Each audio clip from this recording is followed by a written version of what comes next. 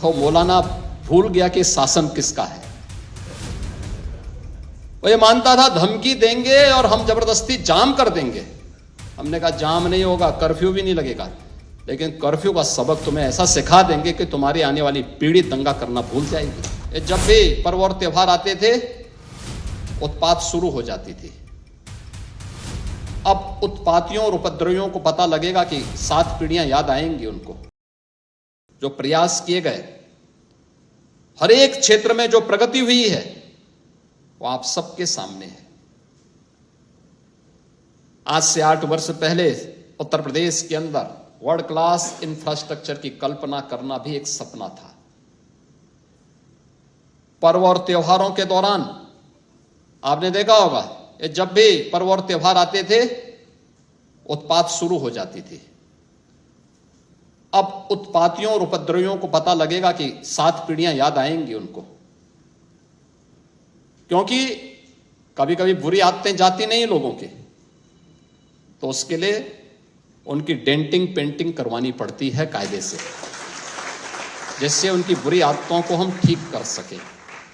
और यही denting painting आपने देखा होगा कल बरेली के अंदर, वो मौलाना भूल गया कि शासन किसका है। वो ये मानता था धमकी देंगे और हम जबरदस्ती जाम कर देंगे।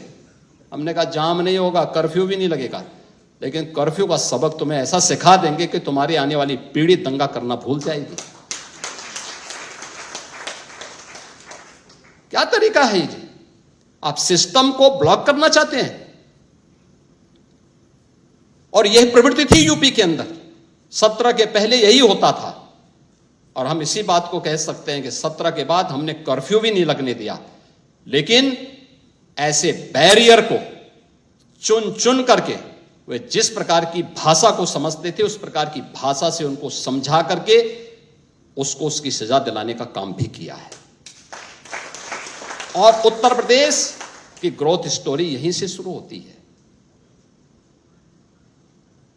अगर आजादी के समय, मैं उससे पहले नहीं जाता, लेकिन 1947 में भारत आजाद हुआ, अगर उस समय भारत की इकोनॉमी में भारत का, उत्तर प्रदेश का कंट्रीब्यूशन 14% था, तो ये 14% फिर से होना चाहिए। और 14% नहीं होना चाहिए, बल्कि जितनी आबादी है उत्तर प्रदेश की, उत्तर प्रदेश उतना कंट्रीब्यूशन करता हुआ दिखाई दे।